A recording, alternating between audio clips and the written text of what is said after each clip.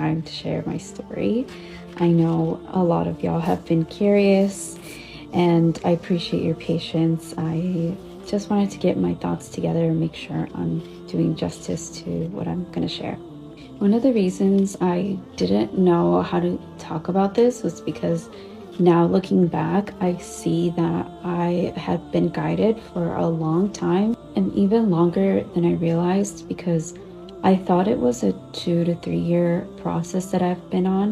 But looking back, I see now in hindsight that there were signs and guidance maybe 10 years ago. So 10 years ago, I had this kind of vision and I was veiled in it. At that time, that made zero sense to me, so I just shrugged it off.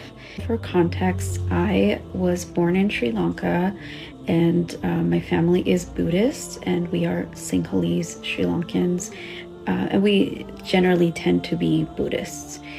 After moving to the States, we did spend a lot of time at the temple. So Sunday school, that's where a lot of the Sri Lankan Sinhalese community would gather. So not only was it a place to study Buddhism, but it was also a place for Sri Lankans to gather and be in community.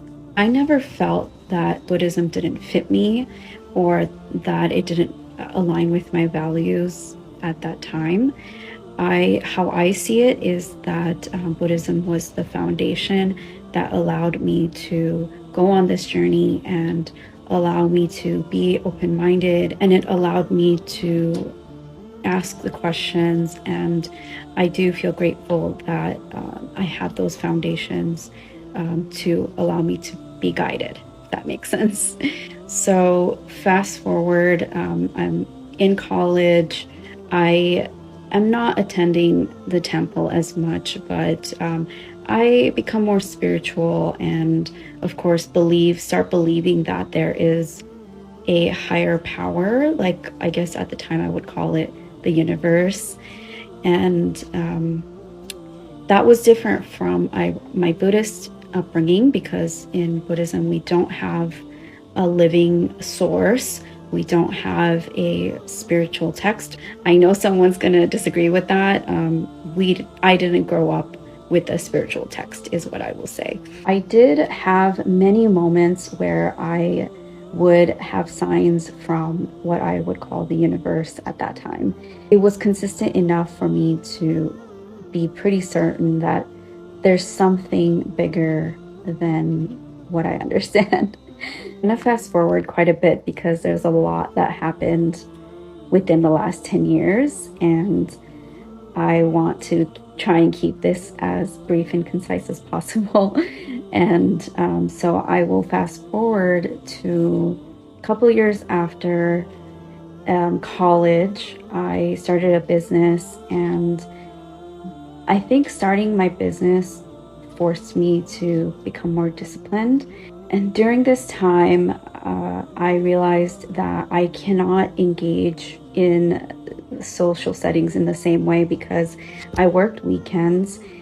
I couldn't drink and go out in the way that my peers were doing so because, and not to air anything, but I want to share my true experience just so that others that are on this path can also relate, okay? Just logistically, I couldn't be hungover. I didn't have money to spend on alcohol. I did notice this cyclical pattern of people going out, working, going out, drinking, going out as many nights as possible.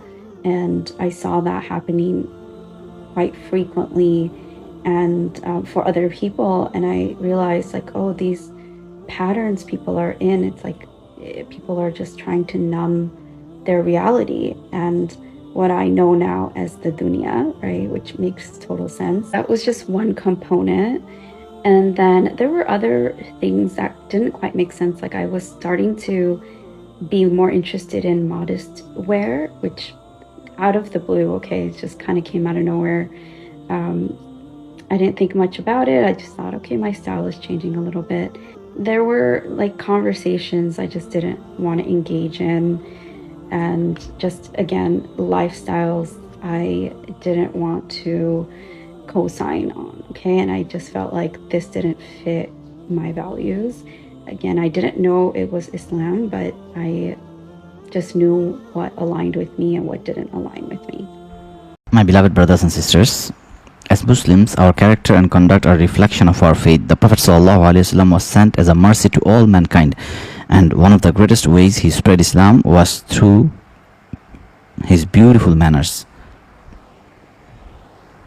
When non-Muslims see honesty, kindness and fairness in your actions, they will naturally be curious about the faith that inspires such behavior. Sometimes your character alone can be a form of da'wah, stronger than words. Showing good character to non-Muslims means treating them with justice, respect and compassion. Islam does not teach us to be harsh or arrogant. Rather, it teaches us to be humble, gentle and wise. If people see you dealing fairly in business, helping those in need, or speaking kindly or giving charity generously, they will notice that Islam encourages goodness in every aspect of life. A good Muslim is not just one who prays and fasts, but also one whose dealings with others reflect sincerity and integrity. When non-Muslims experience this, they will be drawn to learn more about Islam. They may even begin to realize that Islam is not what stereotypes portray, but rather a faith of mercy, peace and justice. Your behavior can open their hearts before your words ever reach them. So be mindful that every action you take can either bring people closer to Islam or push them away. By embodying the values of honesty, kindness, patience and forgiveness, you are living proof of the beauty of Islam. Remember, sometimes the best da'wah is not in speeches, but in living as a true servant of Allah with the best of manners.